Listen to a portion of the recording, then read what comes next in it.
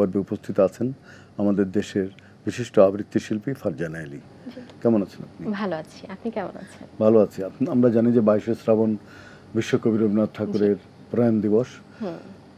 এই মাসেই শ্রাবণ শেষ হয়ে আসছে, কিন্তু 22শে শ্রাবণকে আমরা সবসময় হৃদয়ের গভীর থেকে স্মরণ করি, শ্রদ্ধা জানাই কবির প্রতি। কোন কবিতাটি পড়বেন? আমার তেমনি রবীন্দ্রনাথের প্রতি শ্রদ্ধা রেখে আজকে তার একটি কবিতা নিবেদন। কোন কবিতাটি পড়বেন? আমি শুনি। আমারই চেতনার রঙে পান্না হলো সবুজ, চুনি উঠল রাঙা হয়ে, আমি চোখ মেললুম আকাশে, জ্বলে উঠল আলো পূবে পশ্চিমে, গোলাপের দিকে চেয়ে বললুম সুন্দর, সুন্দর হলো সে। তুমি বলবে এ যে তত্ত্ব কথা, এ কবির বাণী নয়, আমি বলবো এ সত্য, তাই এ কাব্য। এ আমার অহংকার, অহংকার সমস্ত মানুষের হয়ে, মানুষের অহংকার পটেই বিশ্বকর্মার বিশ্বশিল্প। তত্ত্বজ্ঞানী জপ করছেন নিঃশ্বাসে প্রশ্বাসে, না না না, না পান্না, না চুনি, না আলো, না গোলাপ, না আমি, না তুমি। ওদিকে অসীম যিনি, তিনি স্বয়ং করেছেন সাধনা মানুষের সীমানায়, তাকেই বলে আমি। সেই আমির গহনে আলো আধারে ঘটল সঙ্গম, দেখা দিল রূপ, জেগে উঠল রস, না কখন ফুটে উঠে হলো হা মায়ার মন্ত্রে, রেখায় রঙে সুখে দুঃখে। একে বলো না তত্ত্ব, আমার মন হয়েছে পুলকিত বিশ্ব আমির রচনার আসরে, হাতে নিয়ে তুলি, পাত্রে নিয়ে রং। পণ্ডিত বলছেন বুড়ো চন্দ্রটা নিষ্ঠুর চতুর হাসি তার, মৃত্যুদূতের মতো গুড়ি মেরে আসছে সে পৃথিবীর পাঁজরের কাছে, একদিন দেবে চরম টান তার সাগরে পর্বতে, মর্তলোকে মহাকালের নতুন খাতায় পাতা জুড়ে নামবে একটা শূন্য, গিলে ফেলবে দিন রাতের জমা খরচ। মানুষের কীর্তি হারাবে অমরতার ভান, তারই ইতিহাসে লেপে দেবে অনন্ত রাত্রির কালি। মানুষের যাবার দিনের চোখ বিশ্ব থেকে নিকিয়ে নেবে রং, মানুষের যাবার দিনের মন ছানিয়ে নেবে রস, শক্তির কম্পন চলবে আকাশে আকাশে, জ্বলবে না কোথাও আলো, বিনাহীন সভায় যন্ত্রীর আঙুল নাচবে, বাজবে না সুর। সেদিন কবিত্বহীন বিধাতা একা রবেন বসে নীলিমার আকাশে, ব্যক্তিত্ব হারা অস্তিত্বের গণিত তত্ত্ব নিয়ে। তখন বিরাট বিশ্বভুবনে দূরে দূরান্তে অনন্ত অসংখ্য লোকে লোকান্তরে এ বাণী ধ্বনিত হবে না কোনোখানে, তুমি সুন্দর, আমি ভালোবাসি। বিধাতা কি আবারও বসবেন সাধনা করতে, যুগ যুগান্তর ধরে প্রলয় সন্ধ্যায় জপ করবেন, কথা কও, কথা কও, বলবেন বলো সুন্দর, বলবেন বলো আমি ভালোবাসি। চমৎকার কবিতা রবীন্দ্রনাথের। এটা খুব দার্শনিক কবিতা, নিজের জীবন এবং আমিত্বের যে সংজ্ঞা সেটি তিনি গভীরভাবে এই কবিতা দিয়েছেন। আপনাকে অনেক ধন্যবাদ। আপনাকে ধন্যবাদ, এটিএন বাংলাকে ধন্যবাদ। সুপ্রিয় সুধী, আপনারা দেখছেন এটিএন বাংলার অপরাজয় বাংলাদেশ এবং ডাইনামিক গ্রুপ নিবেদিত সবার জন্য অনুষ্ঠান। আমরা এতক্ষণ ছিলাম আবৃত্তি পর্বে, এবারে যাব সাম্প্রতিক ভাবনা পর্বে। এই পর্বে উপস্থিত আছেন দুজন সম্মানিত অতিথি, পরিচয় করে দিচ্ছি প্রিয় দর্শক। আমাদের সঙ্গে আছেন হালিমা বেগম, আছেন রেবেকা সুলতানা। রেবেকা সুলতানা অপরাজয় বাংলাদেশের সঙ্গে আছেন। আপনার সেখানে ডেজিগনেশন কি? আমি ইনচার্জ হিসেবে আছে, সেন্টার ইনচার্জ। আপনি কি নারী এবং শিশুদের? আমি শুধু শিশুদের নিয়ে কাজ করছি। শিশুদের নিয়ে কাজ করছেন।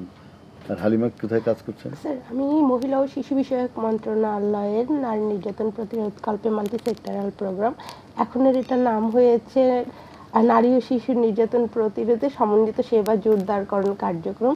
সেখানে sir one stop crisis centre এবং ওয়ান স্টপ ক্রাইসিস সেলের চিফ কোঅর্ডিনেটর হিসেবে কাজ করছি, আর ওভারঅল প্রোগ্রাম অফিসার হিসেবে প্রজেক্ট ইমপ্লিমেন্টেশন ইউনিট থেকে আমাদের যতগুলো কম্পোনেন্ট আছে সবগুলোর মনিটরিং এর দায়িত্বে আছি। তো অনেক ব্যস্ত সময় কাটাতে হয় আপনাকে। সারা বাংলাদেশ দেখেন আপনি?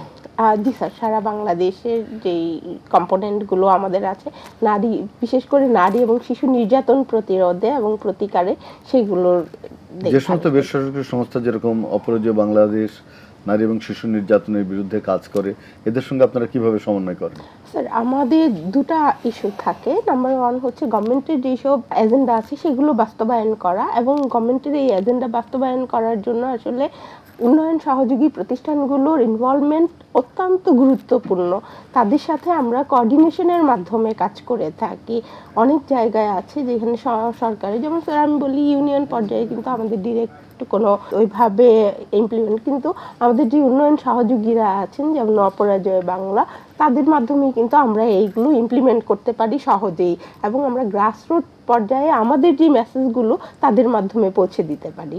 আমি আমাদের রেবেকা সুলতানের কাছে যাই। আপনারা যে কাজগুলো করছেন সেগুলো সরকারি যে সমস্ত সংস্থা আছে তাদের সঙ্গে তো সমন্বয় করে কাজ করতে হয়। তো আপনারা প্রথমে যে উদ্যোগটা নিয়েছিলেন অপরাজয় বাংলাদেশ থেকে শিশুদের জন্য, নারীদের জন্য, সে প্রাথমিকভাবে কি আপনারা সরকারের সঙ্গে কাজ করেন না অনেক দূর এসে আপনাদের? আমরা মাঝে মাঝে এসে আমরা কাজটা সরকারের সঙ্গে শুরু করে দিই। প্রথমে আমরা যোগাযোগ কমিউনিকেশন রাখি তাদের সঙ্গে, আমাদের কাজের উপর নির্ভর করে আমরা কখন মানে শিশুদের মানে সরকারি সাপোর্টগুলো নেব সেই সময়গুলোতে আমরা কাজে লাগাই। শিশুদের সবচেয়ে বড় সমস্যা বাল্যবিবাহ, পাচার, শিশু পাচার, মানে বাচ্চা নারী শিশুদের জন্য সবচেয়ে বেশি সমস্যা। এই যখন তারা কোনো নির্যাতিত হয় তখন আপনারা কিভাবে সরকারের সাহায্যটা পান? আমরা আসলে যেসব শিশু নারী হারাই যাচ্ছে, কোনো না কোনোভাবে পালাই আসতেছে, হারাই যাচ্ছে, এবং তারা তো বেশিরভাগ দেখা যাচ্ছে যে বাল্যবিবাহের শিকার হচ্ছে, যৌন হয়রানির শিকার হচ্ছে। তো ওই শিশুগুলোকে আমরা কালেক্ট করি, তারপরে যদি ওদের কোনো সরকারি সেবা লাগে, যেমন ধরেন যদি প্রতিবন্ধী হয় প্রতিবন্ধী ভাতার ব্যবস্থা করি, তাদের জন্ম নিবন্ধনটা করে দিই আমরা। একটা পল্লী এলাকায় একটা বাচ্চা নির্যাতিত হলো, আপনি খবর পেলেন, তখন আপনারা কিভাবে তাকে রেস্কিউ করেন? আমাদের হচ্ছে এরিয়া ভিত্তিক ভাগ করা আছে। আমরা যেহেতু ঢাকা শহরে আমি কাজ করি, আমার এরিয়াতে যদি কোনো এই ধরনের শিশু কোনো নির্যাতনের শিকার হয়, আমরা সঙ্গে সঙ্গে ওখানে গিয়ে ওই সাপোর্টটা দিই, আমরা শিশুটাকে ওখান থেকে উদ্ধার করে নিয়েছি। প্রয়োজনে আমাদের শেল্টার রুম আছে, ওখানে 24 ঘন্টা শিশুরা থাকে, ওখানে থাকা, খাওয়া, লেখাপড়া এবং প্রফেশনাল ট্রেনিং সবের ব্যবস্থা আমরা করে দিই। এবং যদি সেই শিশুর যদি কোনো নিড থাকে যে সে পরিবারে যাবে, তাহলে আমরা পরিবারে তাকে হস্তান্তর করি, এবং সে আমরা পরিবারটা ভিজিট করে দেখি সেই পরিবারটা তার জন্য সুরক্ষা কিনা। যদি সুরক্ষা থাকে তাহলে আমরা পরিবারে দিই, আর যদি সুরক্ষিত না থাকে তাহলে আমরা তাকে ভোকেশনাল ট্রেনিংয়ের মাধ্যমে, চাকরির মাধ্যমে সমাজে পুনর্বাসন করি। অনেক ধন্যবাদ। আবার আপনার কাছে আসবো। হালিমা, আপনারা যখন সাপোর্টটা দেন এই যে বেসরকারি সংস্থাগুলোকে, সাপোর্ট যে তারা আপনারা দিচ্ছেন, অর্থনৈতিক সাপোর্ট দেন? না, আমরা বেসরকারি সংস্থাগুলোর সাথে যখন কাজ করি তখন ডিরেক্ট অর্থনৈতিক সাপোর্ট দেই না, কিন্তু আমরা যেভাবে কাজ করি সেটা হচ্ছে গিয়ে অ্যাওয়ারনেস ক্যাম্পেইনগুলো, যেখানে হচ্ছে গিয়ে অনেক মানে গ্রাসরুট তৃণমূল পর্যায়ে এই যারা নির্যাতনের শিকার আছে তাদের অ্যাওয়ারনেসের জন্য আমরা তাদের সাথে কাজ করে থাকি। কারণ ওনাদের যারা এনজিও বা অপরাজয় বাংলাদেশের মতো এনজিও আছেন তারা গ্রাসরুট পর্যায়ে কাজ করেন, ওখানে যারা হচ্ছে ইলিট পার্সন আছেন অথবা লোকাল পিপল আছেন তাদের সাথে কিন্তু খুব ক্লোজলি কাজ করেন। তো সেইখানে আমরা আমাদের সাপোর্টগুলো কোঅর্ডিনেশন করে নেই। এছাড়াও অপরাজয়দের বাংলাদেশের সাথে আমরা নারী শিশু নির্যাতন প্রতিরোধে যে ন্যাশনাল অ্যাকশন প্ল্যান আছে সেটা বাস্তবায়নের ক্ষেত্রেও ওনাদের সাথে আমরা ডিরেক্টলি কাজ করে। রিমোট এলাকায় একবার যখন কোনো শিশু নির্যাতিত হয়, নারী নির্যাতিত হয়, তাদের রেস্কিউ করার জন্য তখন তো শুধু অপরাজয় বাংলার পক্ষে সম্ভব না, তখন কি আপনারা কি সাপোর্ট দেন? আমাদের হচ্ছে গিয়ে 10 নারী ও শিশু নির্যাতন প্রতিরোধে 109 হেল্পলাইন আছে মহিলা ও শিশু বিষয়ক মন্ত্রণালয়ের। এখানে আসলে যে কেউ যে কোনো সময় 24 আওয়ার সার্ভিস সেটা ফোন করতে পারে। ফোন কলের মাধ্যমে আমরা আসলে সাথে সাথে যখন ইনফরমেশনটা পেয়ে যাই তখন আমরা ওখানে যারা সার্ভিস প্রোভাইডার আছে তাদের সাথে, যেমন হচ্ছে পুলিশ আছে, ওখানে হচ্ছে মহিলা বিষয়ক কর্মকর্তা আছেন, এবং হচ্ছে আলাদা সেল আছে নাকি যেখানে ফোন করলে আপনারা ওই সেলে ফোন দিলেন ওরা কাজ শুরু করলো? জি, সার্ভিস প্রোভাইডার যখন যাকে প্রয়োজন হয়, যদি পুলিশকে প্রয়োজন হয় আমরা সাথে সাথেই পুলিশকে নক করি এবং পুলিশ ওনার যদি রেস্কিউর প্রয়োজন হয় রেস্কিউ করেন। যদি স্যার হসপিটাল অ্যাসিস্ট্যান্সের প্রয়োজন হয় সেক্ষেত্রে আমাদের প্রত্যেকটা হসপিটালে বলা যায় যে আমাদের 95টা হসপিটালে জেলা এবং উপজেলা পর্যায়ে সেল রয়েছে, ওয়ান স্টপ ক্রাইসিস সেল রয়েছে, এবং 37টা মেডিকেল কলেজে ওসিসি রয়েছে, ওয়ান স্টপ ক্রাইসিস সেন্টার। যদি কাউকে রেস্কিউ করে ট্রিটমেন্টের দরকার হয়, সাইকোসোশ্যাল কাউন্সিলিংয়ের দরকার হয়, অথবা হচ্ছে গিয়ে পুলিশি সাপোর্ট এবং হচ্ছে গিয়ে লিগ্যাল সাপোর্টের প্রয়োজন হয়, তখন কিন্তু আমরা মানে ধরুন আইনি সহায়তা যখন দেন আপনারা, উকিলের যে খরচ এগুলো তো অনেক বেশি, তখন আপনারা দেন? এগুলো সরকারি, সবই ফ্রি অফ কস্ট, কোনো টাকা পয়সা লাগে না, জাস্ট আমাদেরকে ইনফর্ম করলেই হয় এবং আমাদের টাচে আসতে পারলেই হয়। এবং অপরাজয় বাংলাদেশের সাথে আমাদের যে কোলাবোরেশনটা, সেটা হচ্ছে ওনারা যদি কোনো ইস্যুতে আমাদেরকে নক করেন বা আমাদের প্রয়োজন হয় ওনাদেরকে নক করার, তখন আমরা স্যার নক করে এই ব্যাপারটা খুব মিউচুয়াল করে, মানে ফার্স্ট আওয়ারে বা গোল্ডেন আওয়ারে আমরা সাপোর্টটা অ্যাভেলেবেল করে দিই। যে শিশুরা ধরেন নির্যাতিত হলো, আপনার রেস্কিউ করে তাদেরকে আনলেন, আইনি সহায়তা দিয়ে আপনারা তারা যখন বড় হয় তাদের শিক্ষার ব্যবস্থা এবং কিভাবে আপনি তাদেরকে আবার সমাজে পুনর্বাসন করেন? একটা শিশু যখন আমাদের শেল্টার হোমে আসে, মানে তাদের অধিকারটা নিশ্চিত করা হয়, তার 24 ঘন্টা ওখানে থাকে, খাওয়া দাওয়া, লেখাপড়া। প্রথমে আমরা নন ফর্মালে নেই, ওখান থেকে তাদেরকে গ্রেড করে আমরা ফর্মাল স্কুলে দিই। ওখান থেকে ওদের হয়তো নিম্নে তো 8 পাস করতেই হয়, কোনো ভোকেশনাল যদি ট্রেনিংগুলো আমরা দিই। আর ওদের বয়সটা আসলে ম্যাচ করে না ওইভাবে, আমরা যে সময় ওদেরকে পাই ওদের বয়সটা অনেক বেশি হয়ে যায়, সেই ক্ষেত্রে ক্লাসটাও ম্যাচ করে না। আমরা 8 পাসটা 8ম শ্রেণী পর্যন্ত তাদেরকে পাস করাই, করার পরে ভোকেশনাল ট্রেনিংয়ের মাধ্যমে তাদেরকে সমাজে পুনর্বাসন চাকরির মাধ্যমে করি অনেক আমরা। ধন্যবাদ রেবেকা। এক কথায় বলবেন যে আপনার কি মনে হয় আমরা যদি সত্যিকার অর্থে জনসচেতনতা তৈরি করতে পারি, তাহলে নারীর যে অধিকার, নির্যাতন, শিশুর প্রতি যে নির্যাতনটা কমে আসবে মনে করেন আপনি?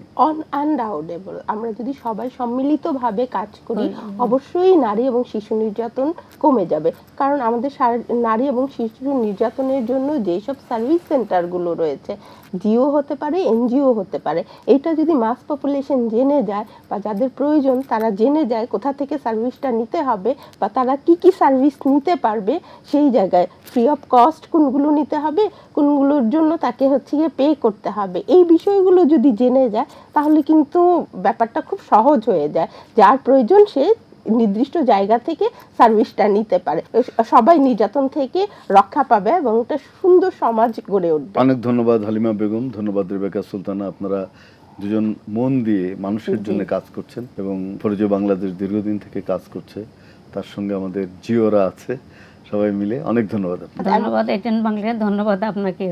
আমার এটিএন বাংলাকে অনেক ধন্যবাদ এই ধরনের একটা মহতী উদ্যোগ গ্রহণ করার জন্য। ধন্যবাদ আপনাদের দুজনকেই। প্রিয় দর্শক, আমরা পারায়ণ প্রকল্পের সঙ্গে যারা যুক্ত কাজ করছেন গভর্নমেন্ট লেভেলে এবং বেসরকারি লেভেলে, আমরা অপরাজয় বাংলাদেশের সঙ্গে কাজ করছেন, সবাইকে অনেক ধন্যবাদ। ভালো থাকবেন আপনারা। প্রিয় দর্শক, আপনারা দেখছেন এটিএন বাংলার অপরাজয় বাংলাদেশ এবং ডাইনামিক গ্রুপ নিবেদিত সবার জন্য অনুষ্ঠান। আমরা এতক্ষণ ছিলাম সাম্প্রতিক ভাবনা পর্বে, এবারে যাব সাহিত্য পর্বে। এই পর্বে উপস্থিত আছেন আমাদের একজন আবৃত্তি শিল্পী, শিক্ষাবিদ সাকিয়া ইসলাম। কেমন আছেন আপনি? আলহামদুলিল্লাহ ভালো আছি ভাইয়া। আমরা জানি যে আপনি শিক্ষকতার সঙ্গে যুক্ত এবং গণমাধ্যমের বিভিন্ন অনুষ্ঠানে আপনি মাঝে মাঝে কবিতা পড়েন, কথা বলেন। জুলাই নিয়ে আপনার অনুভূতি কি? আসলে জুলাইটা আমাদের এই 17 বছরের বিভিন্ন রকমের নির্যাতিত নিপীড়িত হয়ে আসার পরে যে আমাদের ছাত্র জনতা এবং দেশের বিভিন্ন রাজনৈতিক দলগুলো মিলে যে আমাদের সংগ্রামটা করে দেশে যে বিজয়টা ছিনিয়ে এনেছে, এটাই আমাদের কাছে অনেক গৌরবের এবং গণতন্ত্র এনেছে দেশে।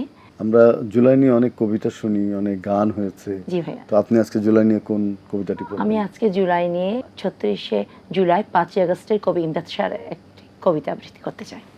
সেই বদ্ধভূমি নিরুদ্দেশ জীবনের বাধা পেরিয়ে, সেই বুকের ক্ষত রক্ত হয়ে সংঘাত পেরিয়ে, মা গো তোমার ছেলের রক্ত অশ্রু জলে, কেমন যেন আজ বিজয়ের কথা বলে। ওরা আলোর পথের যাত্রী, কেমন যেন আজ সংগ্রামের কথা বলে। ওদের পদধ্বনিতে কেঁপে উঠে মসনদ, সেই বিনিদ্র সংগ্রামের 36 দিনে এসে পতাকা আজ কেমন যেন বিজয়ের উল্লাসে কাঁপা। যত বড় মসনদেই থাকুক স্বৈর শাসক, যতটা হোক আজ সে ছাত্র জনতার দুর্মুখ হাতক, বাংলার আকাশে চিরভাস্বর ইতিহাসের পাতাটা এই লং মার্চেই লেখা হবে বিজয়ের গাথা। সেই 5ই আগস্টের মেঘে ঢাকা সকালবেলা এক নতুন সূর্যোদয়ের অপেক্ষা বিভোর, এক নতুন গণজাগরণের অপেক্ষা বিভোর, এক নতুন দিগন্তের অপেক্ষা বিভোর। সকাল থেকে বৃষ্টি উপেক্ষা করে ছাত্র জনতা শাহবাগে হতে থাকে জড়। সেদিনে ছাত্র জনতার পদধ্বনিতে পরাধীন মাটিও কাঁপছিল থরথর। ছাত্র জনতার মুখরিত সেই প্রাঙ্গণে রক্ত ঘামে সমবেত স্বরে ওরা জয়ী রণাঙ্গনে। আমি জানালা খুলে সেই সূর্যটাকে দেখেছি। বাহ, জানলা খুলে সেই সূর্যটাকে দেখার যে মানে অভিজ্ঞতা, সেটা খুবই গুরুত্বপূর্ণ বলে আমি মনে করি। জি ভাইয়া, আপনাকে অনেক ধন্যবাদ। আপনাকে অনেক অনেক ধন্যবাদ আমাকে এই প্রোগ্রামে আমন্ত্রণ জানানোর জন্য। সেই সাথে আমাদের এটিএন বাংলাকেও অনেক অনেক ধন্যবাদ আমাকে আমন্ত্রণ জানানোর জন্য। সুধীর সুজন, আপনারা দেখছেন এটিএন বাংলার অপরাজয় বাংলাদেশ এবং ডাইনামিক গ্রুপ নিবেদিত সবার জন্য অনুষ্ঠান। আমরা এতক্ষণ ছিলাম সাহিত্য পর্বে, এবারে যাব নৃত্য পর্বে।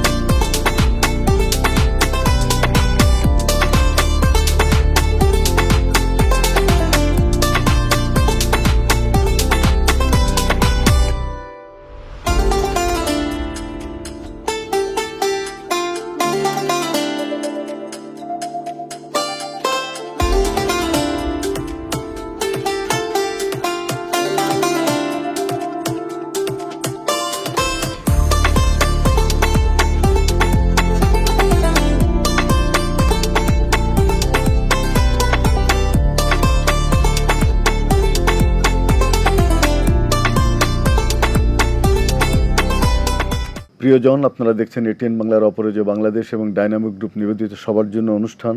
আমরা দেখতে দেখতে অনুষ্ঠানের শেষ প্রান্তে। আমরা জানি আমাদের জীবন এবং জগতের সঙ্গে আমাদের সংস্কৃতির গভীর মেলবন্ধন। কবি বারবার সেই মেলবন্ধনের কথা বলছেন জীবন এবং জগৎকে এক করে দেখবার যে অভিপ্রায়, সে অভিপ্রায় থাকে গানে, কবিতায়। শুধু দর্শক, আমরা সংস্কৃতিকে ভালোবাসবো, আমাদের জীবন দর্শনের মূল যে জায়গা মানুষকে ভালোবাসা, সেই জায়গায় থাকবো। সবাই ভালো থাকবেন, সুস্থ থাকবেন।